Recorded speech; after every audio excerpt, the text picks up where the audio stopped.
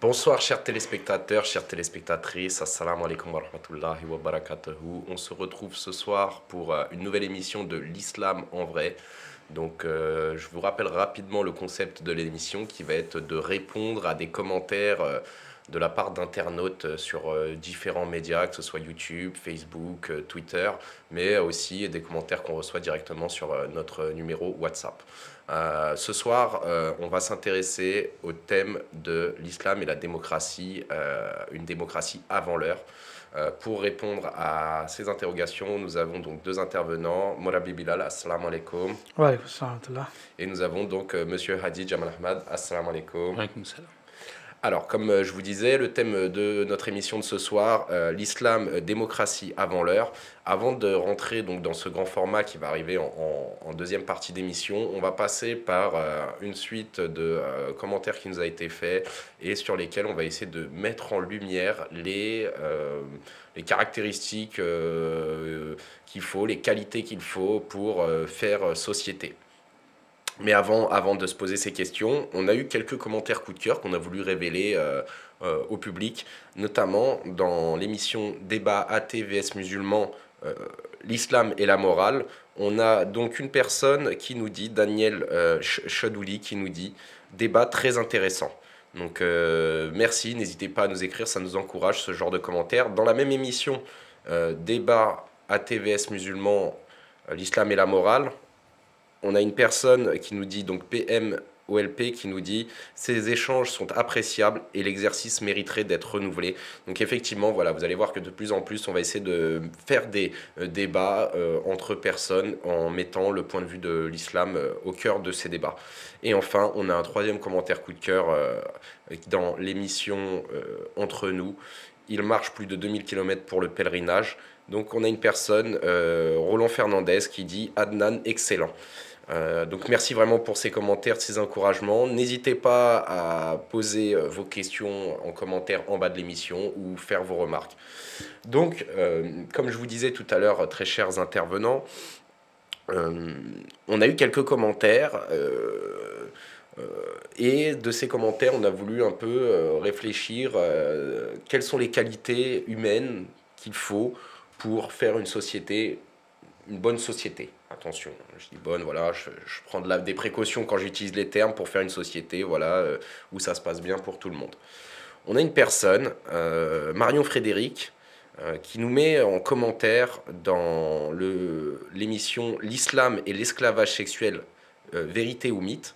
Donc pour contextualiser un petit peu ce commentaire, il a été fait dans le cadre où on parlait de femmes esclaves qui auraient été après les guerres, pendant les guerres, et comment en fait les musulmans prenaient pour épouses certaines femmes esclaves. Il y a eu des cas où ça existait. Et dans ce cas, la personne nous dit, et des fois, elle décidait de rester avec les guerriers vainqueurs de la guerre. Et continue son commentaire, non, c'est une manipulation pour convertir des gens à l'islam que l'on ne peut quitter de son vivant, c'est vicieux, ça messieurs. Alors, le commentaire, comment je l'ai compris, c'était qu'il y avait une question autour finalement du fait de fédérer. Comment l'islam, elle fédère les personnes autour d'elle.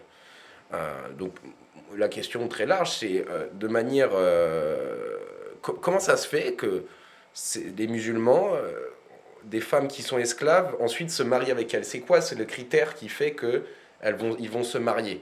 Pourquoi les musulmans attirent finalement vers eux des personnes? Pourquoi l'islam fédère? La question est très ouverte. Vous pouvez prendre la parole lorsque vous désirez. Voilà, donc en fait, oui. En fait, il faut, pour cela, je pense qu'il ne faut même pas regarder vers la religion ou vers l'islam. Si on regarde vers le monde, vers les gens, vers les différents peuples, on voit comment il y a eu des nations qui ont pu gouverner sur les autres et d'autres qui ont essayé tout dans leur pouvoir pour gouverner sur les autres, mais ils n'ont pas réussi. On n'a pas besoin d'aller loin. Il y a des pays dans notre vie actuelle, d'ailleurs, ils ont tous les pouvoirs, ils ont toute la science du monde, ils ont tout ce qu'il leur faut, mais malgré tout cela, ils n'arrivent pas à gouverner sur les autres peuples. Oui. Peu importe, même peu importe ce qu'ils proclament, ils disent que oui, on va apporter la démocratie, on va faire ça, mais en fin de compte, on voit qu'ils ne font rien du tout. Oui.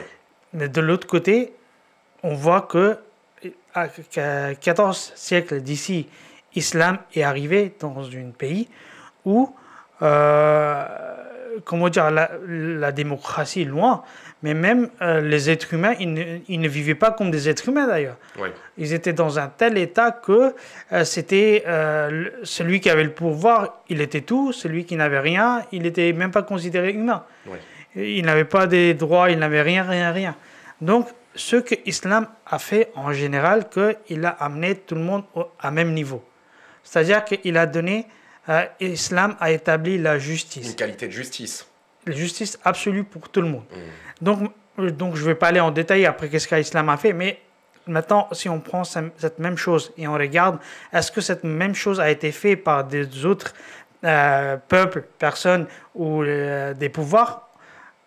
Et est-ce qu'ils ont réussi là-dedans? À fédérer autour d'eux, finalement. À travers la justice. Et non pas à travers les proclamations, l'obligation, ou à travers le pouvoir psychologique. Exactement. Donc on voit qu'il y a le gouvernement britannique, par exemple. Oui. Comme moi, je viens de Pakistan. Oui. À l'époque, donc c'était bien avant, hein, mais le gouvernement britannique a gouverné sur la partie Indochine, Pakistan. Oui. Et lorsqu'ils sont arrivés là-bas, ils n'ont pas pris les choses à travers le pouvoir. Oui. Au contraire, ils ont montré que eux, ils peuvent établir ou mettre en place une justice, un ordre juste qui sera équitable pour tout le monde. Équitable, je veux dire, ça sera plus juste que ce que vous aviez avant. Ouais. Donc, effectivement, ils ont établi ça, et grâce à ça, ils ont pu faire régner là-bas pendant une siècle. Donc finalement, dans le cadre de ce commentaire un peu plus particulier, hein, pour reprendre ce commentaire, est-ce qu'on pourrait dire que c'est le caractère de justice des musulmans qui ont fait que des femmes qui étaient en position d'esclaves ont bien voulu se marier avec eux parce qu'en fait, c'était des personnes justes. Et non pas parce qu'il y avait une pression psychologique ou quoi que ce soit. Monsieur Hadi. Oui, un commentaire sur ce que disent des femmes esclaves. Il faut comprendre, dans le Saint-Coran, c'est écrit même pour le prophète.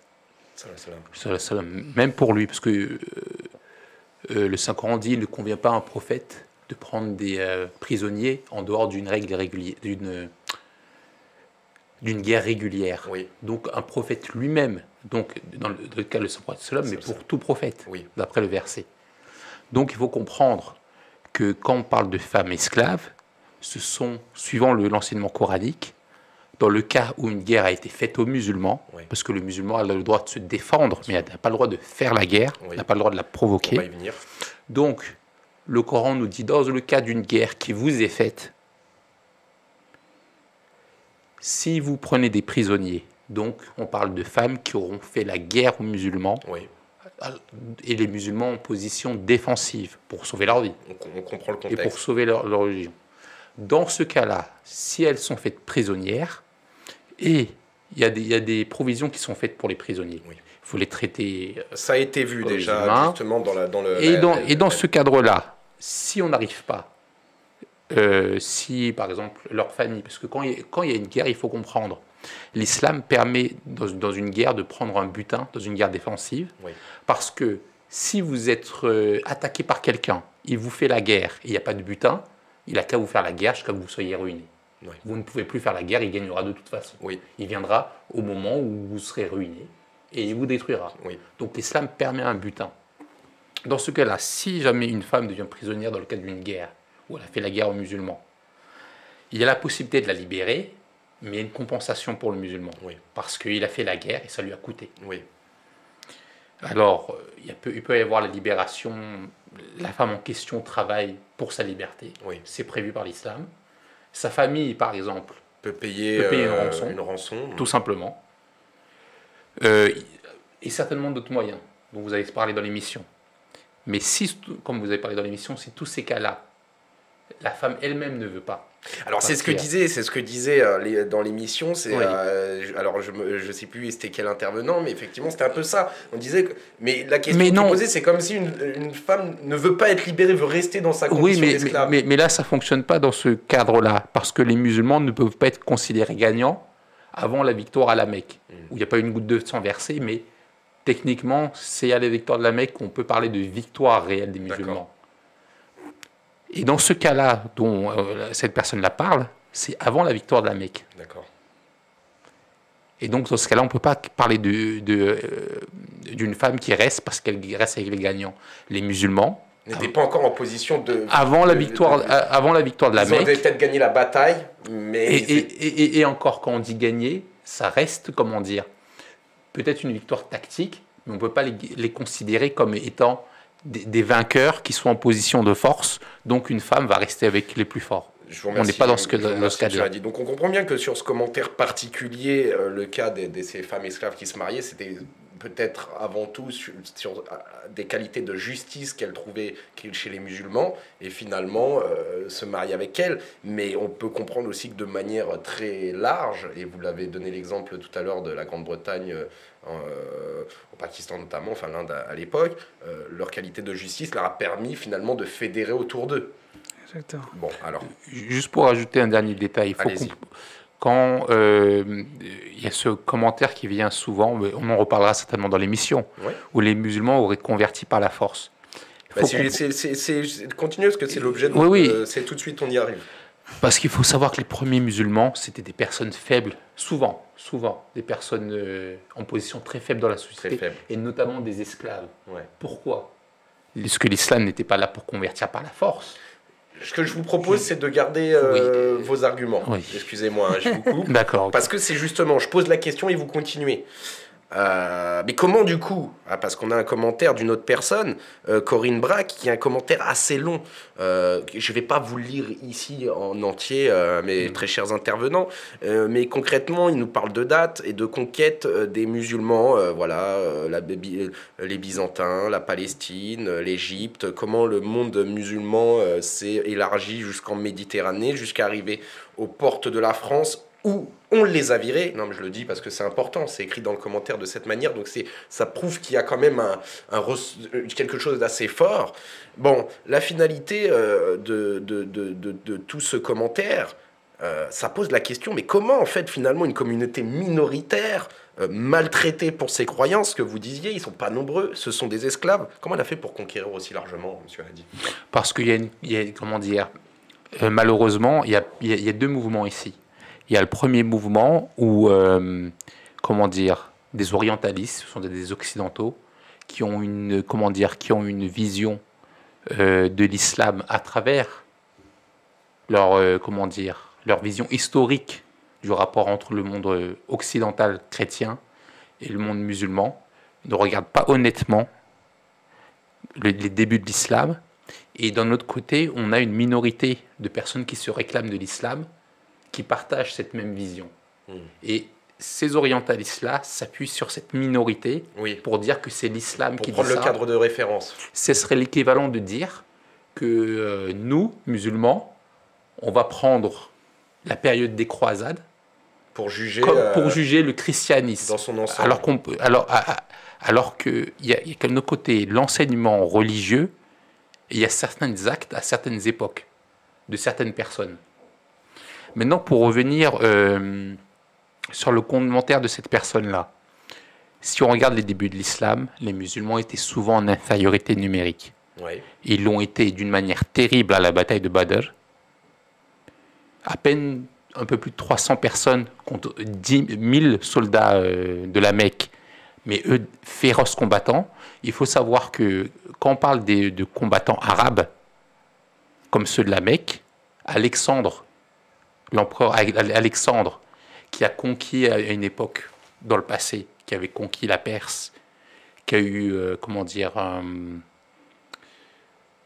un empire gigantesque qui s'est effondré après sa mort, qui s'était partagé par ses successeurs. Il n'a pas voulu aller conquérir l'Arabie, tellement les Arabes sont des combattants féroces. Très bien. Et donc, on a des musulmans qui étaient souvent des d'anciens esclaves, des personnes pauvres de la société, qui ont été attirés par le message du Saint-Prophète sallam, qui leur disait qu'aux yeux de Dieu, ils sont égaux. Ils seraient l'égaux des chefs de la Mecque. Des chefs de la Mecque. Et j'ai envie d'insister dessus, parce que, par exemple, Bilal radhiyallahu anhu, le compagnon, qui était le premier muezzin, il faut savoir qu'un des compagnons du Saint-Prophète sallam est allé voir les chefs de la Mecque pour présenter les messages de l'islam, et en lui expliquant l'enseignement du Saint-Prophète sallam. Et le chef de la Mecque disait, est-ce que tu expliques que moi, chef de la Mecque, Bilal vaut autant que moi? Oui. Pour ton insolence, il demande à Bilal de le fouetter. Bilal refuse. Il risque la mort. Pourquoi le message de l'islam d'égalité l'a attiré? Il n'a pas été forcé. Il a risqué sa vie. Il a risqué sa vie parce que la beauté du message de l'islam l'a attiré. On voit bien ici que l'enseignement à l'époque du Saint-Prophète sallam, de l'islam, d'égalité entre toute personne, le plus grand des rois, la plus petite des personnes, considérée comme la plus basse aux yeux de Dieu, Dieu voit deux personnes qu'il jugera pour ses actes et pour sa foi. Pas pour ce que nous considérons comme meilleur ou moins bon. Bien. L'islam prône l'égalité économique. Très bien. L'islam prône l'égalité entre les peuples. Alors, j'entends, M. Hadi, donc vous... donc, ce que j'explique par rapport à le commentaire de cette personne, il y a eu des conditions de guerre défensive qui ont entraîné, en fait. Mais ce ne sont pas des conquêtes au sens... J'entends M. Hadi, donc on comprend que là, on parle de la beauté du message de l'islam qui a attiré de nombreux fidèles à se joindre au message du Saint-Prophète sallallahu alayhi wa sallam. Quelles autres choses ont permis finalement ces conquêtes, de conquérir très largement? Qu'est-ce qu'il y a, à part la beauté du message?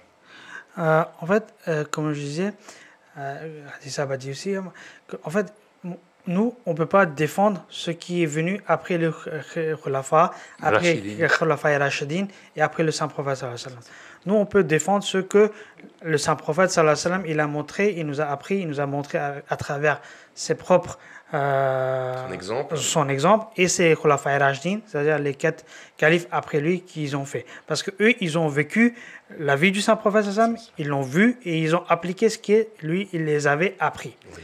Donc, ce qu'ils ont fait, les gens après, on n'est pas responsable de ce qu'ils ont fait.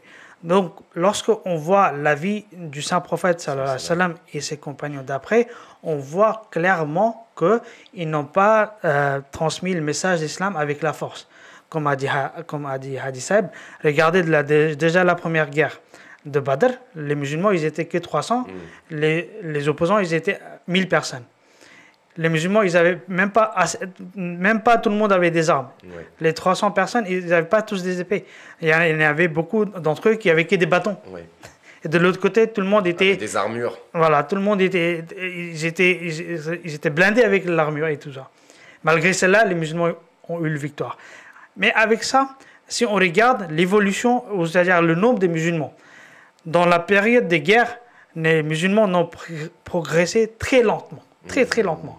C'est-à-dire la dernière bataille avant la bataille de Hudaybiyah, c'est-à-dire lorsque les musulmans ils ont fait un traité avec les Mécois qui ne vont pas faire la guerre les deux, ils vont rester en paix. Oui. Les musulmans, dès le début de l'islam jusqu'à ce point-là, les musulmans ils étaient que de 3000 personnes. C'est-à-dire c'était une période de environ 19 ans. Mais de cette période de Hudaybiyah, jusqu'à la conquête de la victoire de la Mecque, qui était que 2 ans ou 3 ans après, après le traité de Hudaybiyah, il y a 10 000 personnes. Il faut donner le contexte, c'est un traité d'arrêt des combats. D'arrêt de combat, ce que je dis qu'ils vont pas... On va parler des traités en fin d'émission.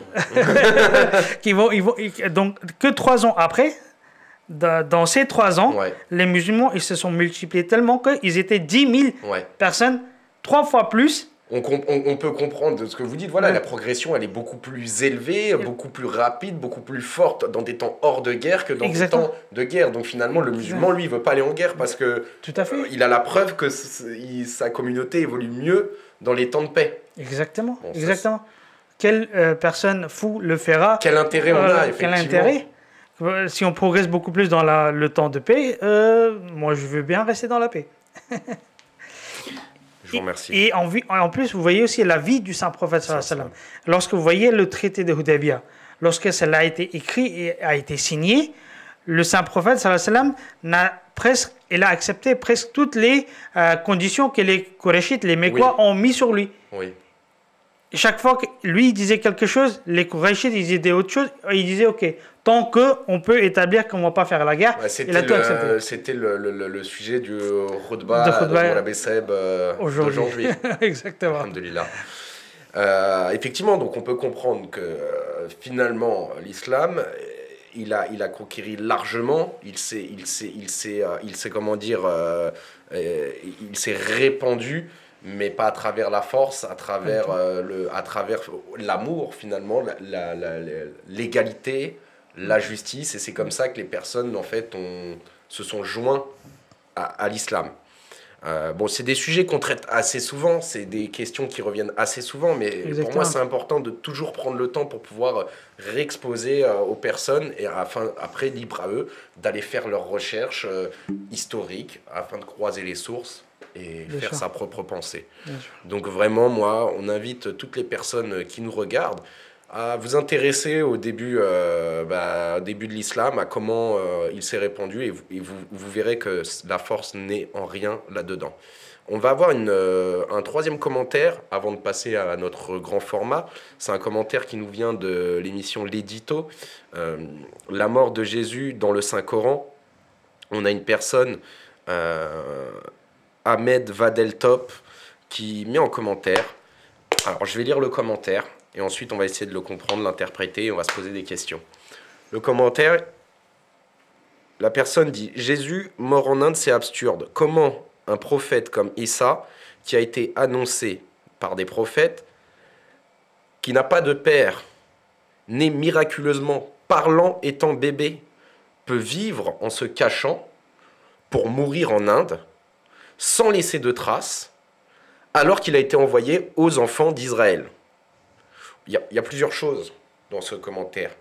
Il y a la question de la mission d'Aïssa alayhi salam. Il a été envoyé pour les enfants d'Israël. Il y a la question de sa mort, de sa vie et de sa mort.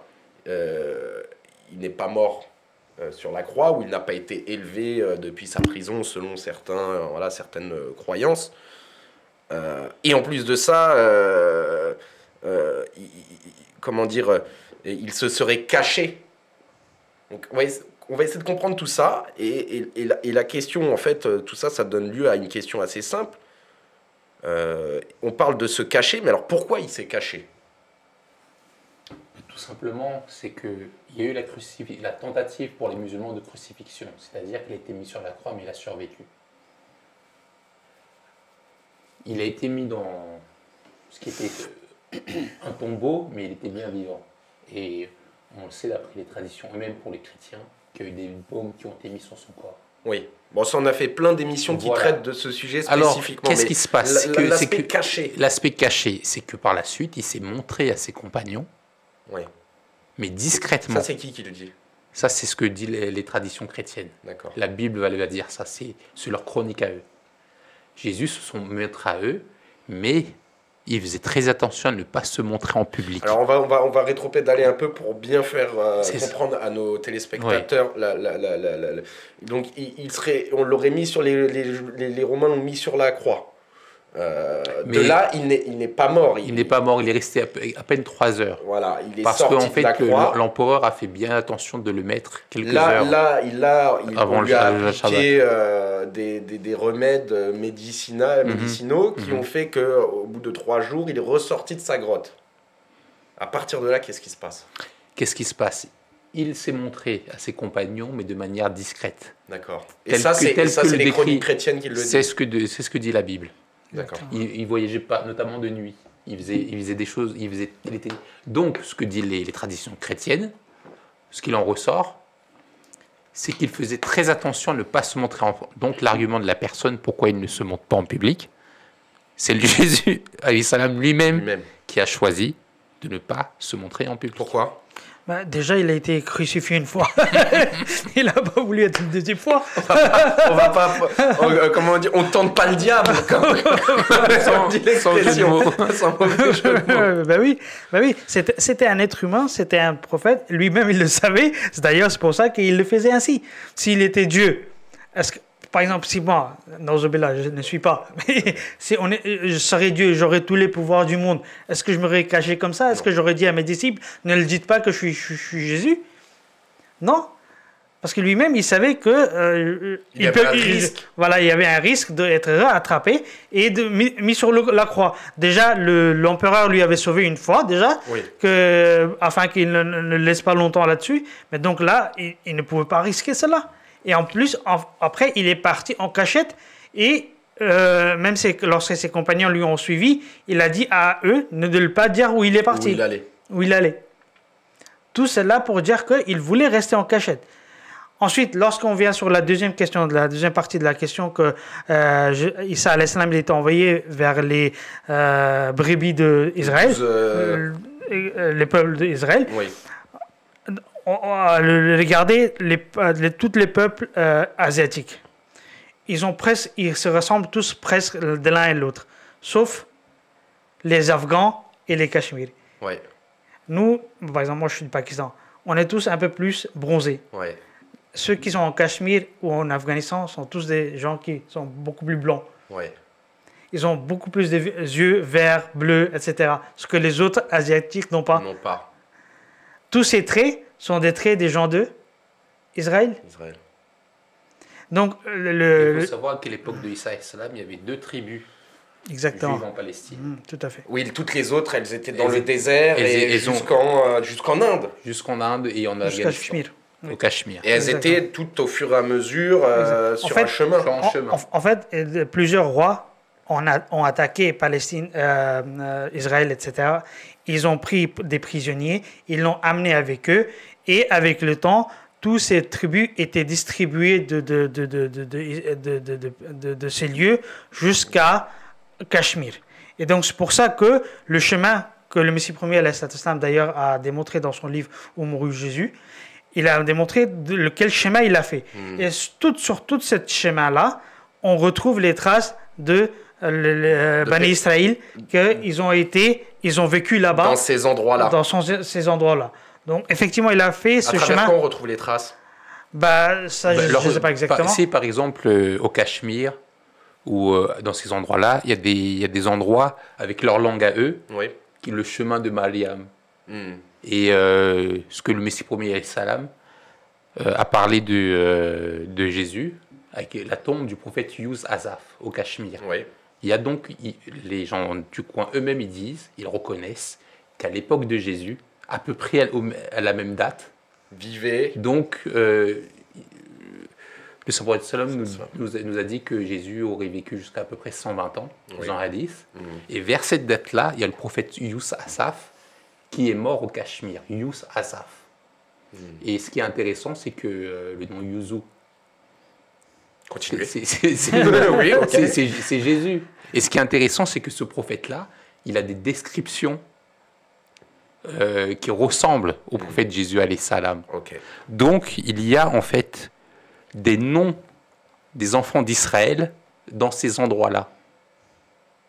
Et donc, ces traces-là ont été relevées par le Messie premier alayhi salam. Et le Messie premier alayhi salam a même, à l'époque, je pense qu'il y a même la photo de cette pierre-là qui est imprimée dans ce livre, dans lequel les gens de là-bas, ils ont à l'époque creusé la forme des pieds de Hazrat Isa alayhi salam.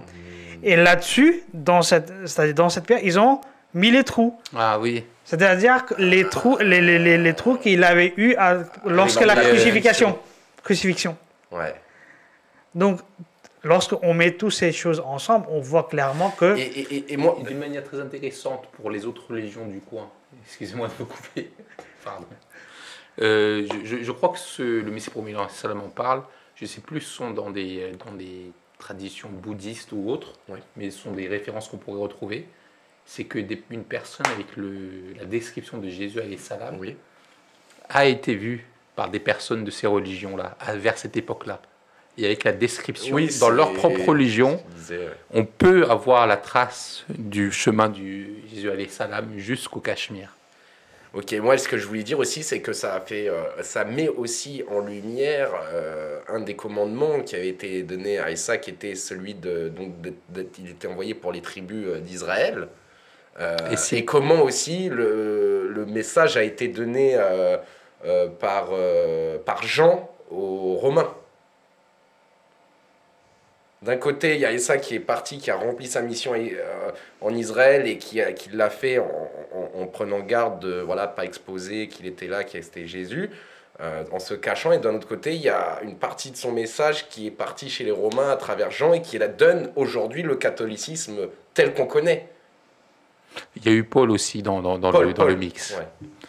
Ouais. Parce que ce qui se passait, c'est que quand Issa alayhi salam, il y a aussi une question à poser aux personnes chrétiennes. S'il y a 2 tribus juives en Palestine et Jésus part au ciel avant de l'apporter aux 10 autres tribus, Est-ce qu'il a fait sa mission? pourquoi est-ce qu'il part avant d'aller voir les 10 autres tribus alors qu'il dit bien qu'il est venu? Et où sont ces 10 autres tribus? Où sont ces 10 autres tribus? La question est ouverte. Et pourquoi est-il parti avant d'être allé les voir?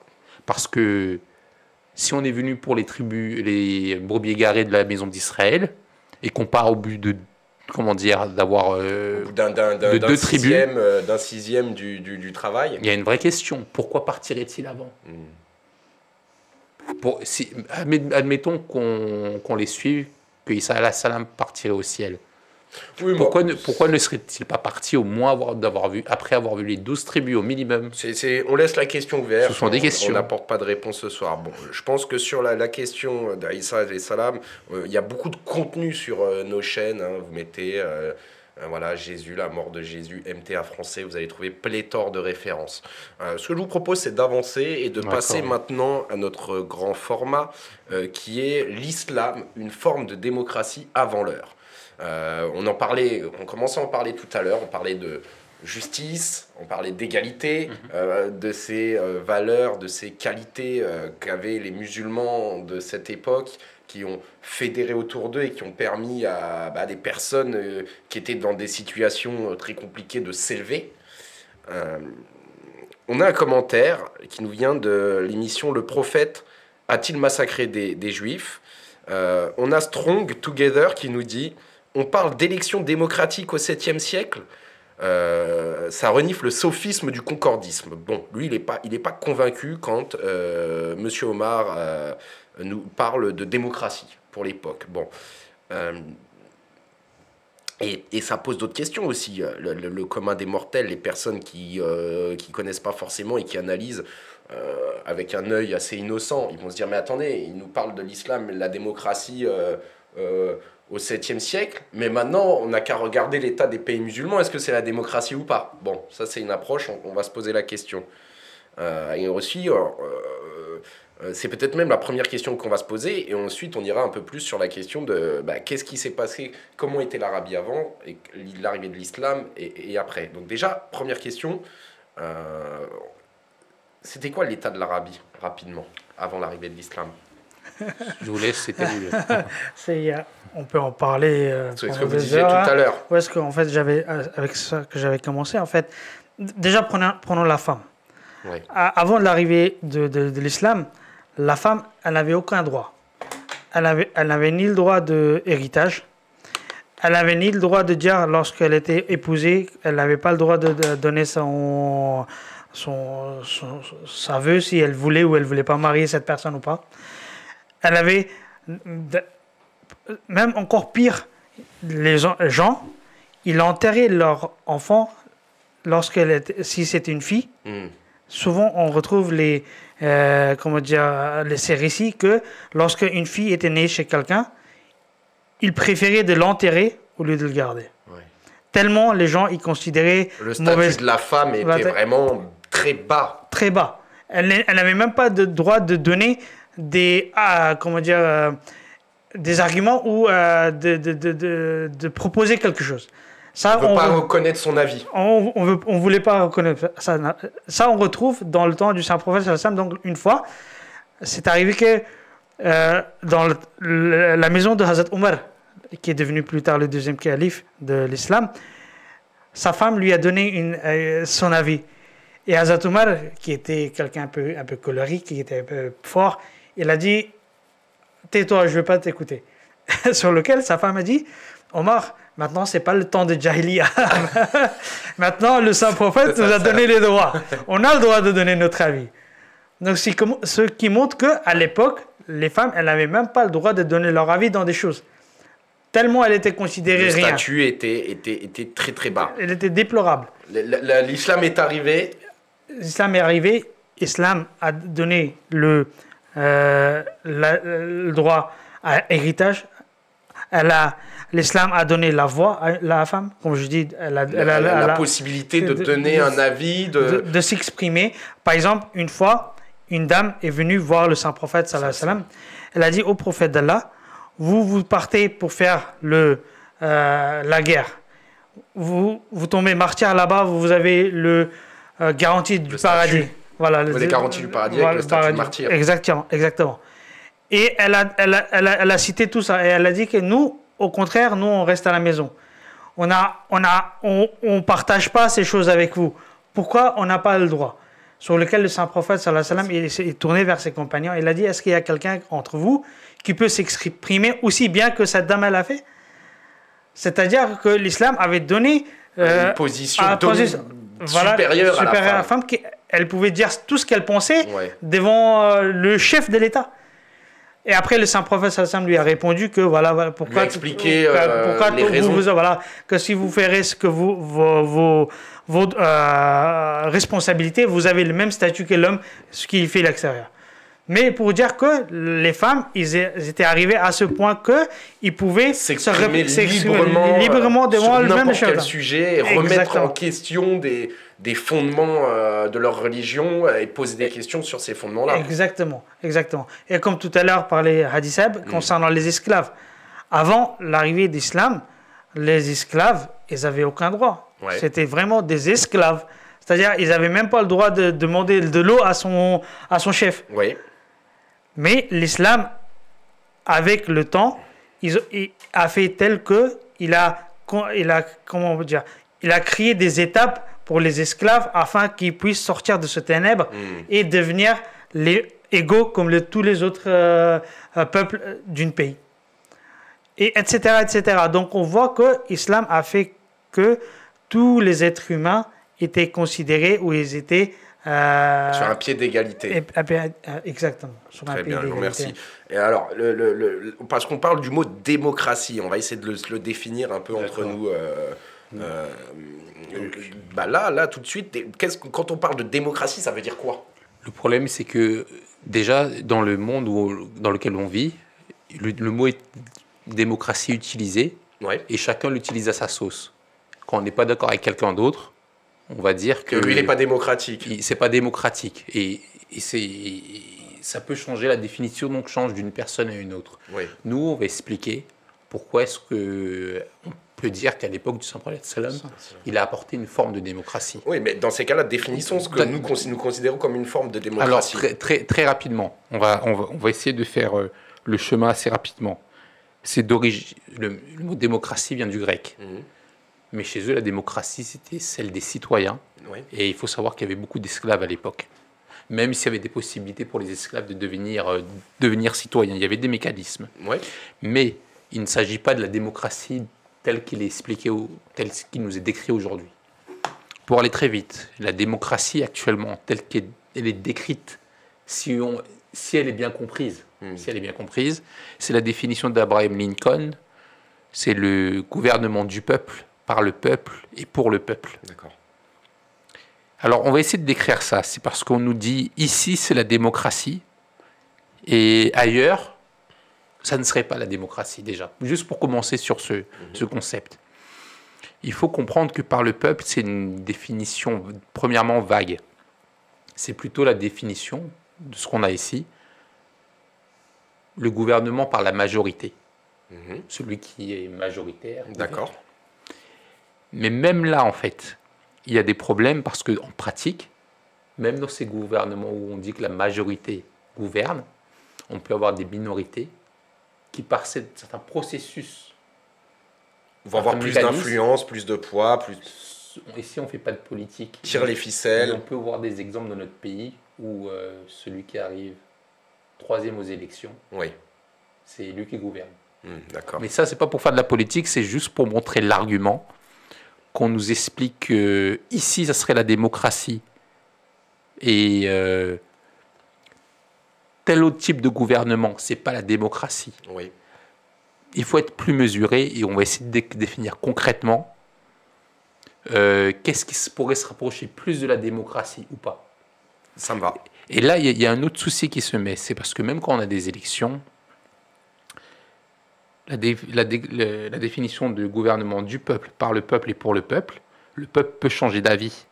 Celui qui est majoritaire et les idées changent, est-ce que le peuple est toujours dans une démocratie quand ses idées changent Oui. et que la gouvernance ne change pas? Ne bouge pas, les idées restent figées dans la gouvernance. Par exemple. Alors, pour aller très vite, on va essayer de montrer quelle est la vision de l'islam dessus. L'islam, si je ne me trompe pas dans le 5 ans, vous pourrez me reprendre dessus, reconnaît la royauté, va reconnaître même d'autres types de systèmes où c'est c'est les décisions mutuelles. Ce qui fait dire à beaucoup de savants musulmans que la démocratie est compatible avec l'islam, qui reconnaît la décision mutuelle. Et même plus loin, l'islam non seulement reconnaît la décision mutuelle, mais dedans, c'est intégré, il y a quand même un concept de consensus. L'islam ne cherche pas à forcer, l'islam préfère le consensus et il le dit. Dans le mot de décision mutuelle. D'accord. Donc, c'est pas forcer les gens. Donc, l'islam, en fait, reconnaît plusieurs systèmes politiques, mais préfère effectivement les décisions mutuelles, donc ce qu'on appellerait ici la démocratie, c'est préféré, c'est dans le Coran. Mais il y a une définition, je vais m'arrêter là, je vais donner une dernière. Il y a quand même une différence de concept. Le musulman, tel que par exemple il est défini dans le Saint-Coran, pour le prophète Adam et salam, déclaré khalifa, c'est-à-dire successeur ou vice-gérant de Dieu. Donc c'est Dieu qui est le souverain, et l'humain, il a une charge. D'accord. Donc le musulman, quand il doit gouverner ou dans un processus démocratique, il doit voter en conscience que Dieu le regarde. Donc il ne vote pas seulement pour ses intérêts, il vote pour l'intérêt du peuple.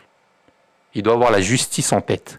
Donc c'est pas l'idée de je vote et c'est de la démocratie contre tout le monde, et si moi je gagne, les autres y perdent, c'est la démocratie. Ce n'est pas le concept islamique. Ce n'est pas notre concept de la démocratie. Ce n'est pas notre concept. Le deuxième concept, c'est que les gouvernements, peu importe qui est élu, c'est le concept de justice qui doit prévaloir. On en a parlé à nombreuses reprises. Et donc, quand ils gouvernent, ils doivent vraiment suivre ce principe. Donc, peu importe la gouvernance qu'il y a, parce que Dieu laisse, une marge de manœuvre aux êtres humains. Dieu met des principes, mais laisse une marge de manœuvre. Et on voit dans le monde. On ne va pas demander... Il y en a ici qui ont des fois ces concepts-là. On ne va pas demander à un Népalais et à un Indonésien de fonctionner exactement comme le fonctionnerait un Suédois. C'est logique. Ou un Colombien. Donc, il y a une marge de manœuvre. Mais peu importe le gouvernement qui est mis en place, la demande de l'islam, c'est la justice absolue. Très bien. Merci pour avoir, je trouve, de manière très parlante, décrit ce qu'est notre conception de la démocratie aujourd'hui autour de cette table. Mais alors du coup, l'islam, la démocratie, tout à l'heure on parlait de traités, on parlait de l'islam qui conquérit les cœurs. C'est bien beau tout ça, mais aujourd'hui les pays musulmans, ils ne reflètent pas tout ce que vous êtes en train de dire, mes chers intervenants. Pourquoi, Mourabbi Saeb? Mais ça, c'est pas de notre faute. Comment on peut comprendre si l'islam a apporté toutes ces belles choses, pourquoi ces pays musulmans, ils en sont là? Mais malheureusement, ils se sont déviés de la bonne voie. D'accord. ils se sont éloignés, ils ont fait que lorsqu'ils ont commencé à faire les choses selon leurs propres vœux, et là ils sont arrivés ici. Regardez, comme a expliqué très bien Hadissab, l'islam prône qu'il faut avoir un consensus lorsque vous faites des décisions, surtout des décisions très importantes pour le peuple. Dans le Saint-Coran, il y a un chapitre complet qui s'appelle Shura, Surat al-Shura. Shura, ça signifie de faire un rassemblement afin de prendre les décisions mutuellement avec un consensus pour le peuple ou pour peu importe la question. D'un groupe pour un groupe. Voilà. Donc, même en s'adressant au prophète, Allah a dit que c'est mieux si tu demandes les avis des autres avant de prendre une décision. Ouais. C'est préférable. Regardez, le prophète, dont on a la ferme croyance que chaque chose qu'il faisait, c'était à travers la révélation divine. Il ne prenait aucune décision sans la révélation. Oui. Mais malgré ça, Dieu lui dit qu'il faut prendre quand même l'avis des autres. Oui. Ce qui montre comment l'islam met l'emphase sur prendre les décisions ensemble. Ensuite, on voit les khulafas qui été élus. Ils ne se sont pas autoproclamés comme des califes. Ils ont été élus. Par exemple, Hazrat Abu Bakr, tous les grands compagnons se sont rassemblés après le décès du saint prophète sallallahu alayhi wa sallam, et ils ont pris une décision que ce serait Hazrat Abu Bakr qui serait le calife. Oui. Et donc là, on a bien un vote. On a un vote. Après Hazrat Abu Bakr, lorsque Hazrat Abu Bakr allait décéder, il a nommé quelques personnes, les grands compagnons, les compagnons les plus sages, que vous allez voter. Ils ont voté pour Hazrat Umar. Donc, ce qui montre que l'islam a mis en place, l'islam prône la démocratie.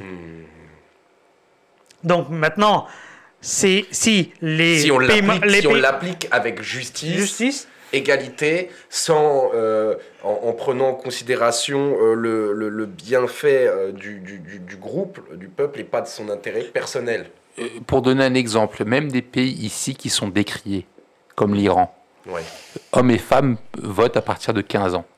Et même si on n'est pas d'accord avec leur système, et même nous, musulmans ahmadis, nous ne sommes pas d'accord avec leur concept religieux, mais même eux, ils reconnaissent et ils se disent, et même, pour nous, leur vision, erronée de certains traits de l'islam, même pour eux, étant, un petit peu, rigides sur certaines idées, ils reconnaissent que hommes et femmes peuvent voter et choisir leurs dirigeants. Le président élu iranien, il est élu au suffrage universel. D'accord. Pour juste répondre à votre question, cette même question a été posée au deuxième calife. Pourquoi les musulmans ils sont dans un tel état? Donc il a dit, les autres, les chrétiens, les juifs, etc., ils disent, ils présentent leurs enseignements et ils les appliquent ainsi. Les chrétiens, ils disent qu'il y a 3 dieux. Mais tout est cohérent avec ce qu'ils disent. Voilà ce qu'ils disent. Et au contraire, les musulmans, ils disent une chose et ils démontrent différemment. Différemment. C'est pour ça qu'ils disent que, bien sûr que l'islam est vrai, bien sûr que nos enseignements sont vrais, mais lorsqu'on commence à les appliquer, on fait complètement une autre chose. Donc notre Dieu, bien sûr que notre Dieu, il est vrai et il a tout le pouvoir.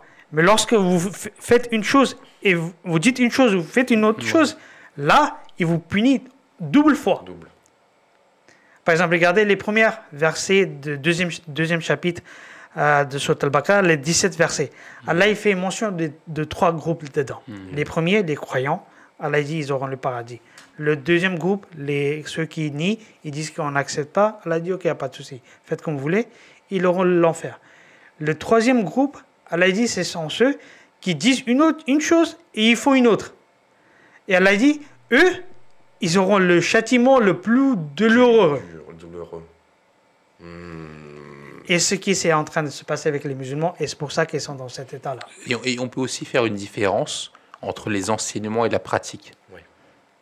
C'est-à-dire que malheureusement, désolé de revenir dessus, Allez-y. parce que c'est l'actualité, nous on peut dire une chose, c'est la démocratie, mais est-ce que c'est la même chose en pratique? C'est juste pour démontrer que ici, je ne fais pas une critique de la démocratie parce que je suis pour, Oui. et l'islam est pour la démocratie, mais il y a démocratie et démocratie. Non, il y a l'idée démocratique. Ici, c'est la démocratie. On la pratique correctement. C'est ça la vision de la démocratie. Oui. Et on a la pratique. Oui. Le troisième aux élections, bah, c'est lui qui gouverne. C'est juste, c'est pas pour donner des idées politiques, c'est pas pour avoir une vision politique, mais c'est juste pour démontrer. Et je pense que toute personne sensée peut comprendre qu'il y a le concept, Et l'idée l'application. qu'on doit suivre et et on peut parler pour notre propre vie. Oui. Toute personne commune, disons comme nous, il y a l'idée qu'on essaye de poursuivre Et il y a ce qu'on fait au et quotidien. il y a ce qu'on fait au quotidien. C'est vrai. Voilà. Écoutez, moi, je vais avoir une dernière question parce que qui est liée en fait à ces questions de démocratie et comment l'islam était avant-gardiste sur tous ces concepts-là. Vous avez parlé notamment à travers la position de la femme qui a totalement évolué. On a donc un dernier commentaire de Serafino qui nous dit: où sont les traités signés avec le prophète sallallahu alayhi wa sallam? Bizarre, il y a des écrits bien plus anciens, égyptiens, grecs, romains, mais aucun écrit sur ce traité. Dire sans preuve, c'est comme ne rien dire. Et là, dans ce commentaire précis, on parle du traité avec les Juifs à Médine, mais de manière plus large. Pas seulement avec les Juifs, je pense. Mais de manière plus large, des traités qui ont existé en islam. Quels sont ces traités? Est-ce que vous avez des exemples de à quel sujet ils s'intéressent? Est-ce qu'on a des traces, des références? Je ne sais pas exactement si on retrouve les écrits, les traités en écrit, peut-être, c'est possible. Pour le Des biens. loi de Sainte-Catherine, c'est encore possible qu'il existe, Oui. qu'il existe là-bas. C'est possible. Hein. Mais en fait, regardez, à l'époque, déjà, les Arabes, et en Arabie, on n'avait pas assez à manger. Donc, imaginez encore, c'est encore plus dur, plus loin que les gens, ils avaient les choses à écrire et à noter correctement. C'est-à-dire, même concernant le Saint-Coran, on retrouve lorsque la révélation a été faite, il y avait les écrivains ou les scribes du Saint-Prophète sallallahu alayhi wa sallam, qui des fois, ils écrivaient sur les feuilles des arbres. Oui. Des fois, il écrivait sur les pierres. Des fois, il écrivait sur différentes choses. Il y a eu plusieurs supports. Ouais. Voilà. Donc, effectivement, avec le temps, lorsque le Saint-Prophète, par exemple, si on prend le traité qu'il avait fait avec les Juifs, lorsqu'il est arrivé à Médine, qu'il avait écrit sur un support qui est perdu plus tard. Mais on a les... Mais sans retrouver le traité en lui-même. Est-ce qu'il y a des traces dans l'histoire? Voilà ce que j'allais dire. On a des personnes ou les gens qui étaient présents là-bas, qui l'ont vu avec leurs propres yeux et qui l'ont relaté. Qui certifient. Et de différentes. Voilà, de différents côtés. peuples. Et ça, si on utilise la science de transmission des chaînes de hadith, exactement. on peut retrouver à travers... Voilà, ils l'ont relaté, que voilà, on avait écrit ces traités, etc., etc. Et par exemple, par rapport au traité de Hudaybiyah, par exemple, les Qurayshites l'ont appliqué aussi. Oui. Ce qui montre que ça a été écrit, ça a été...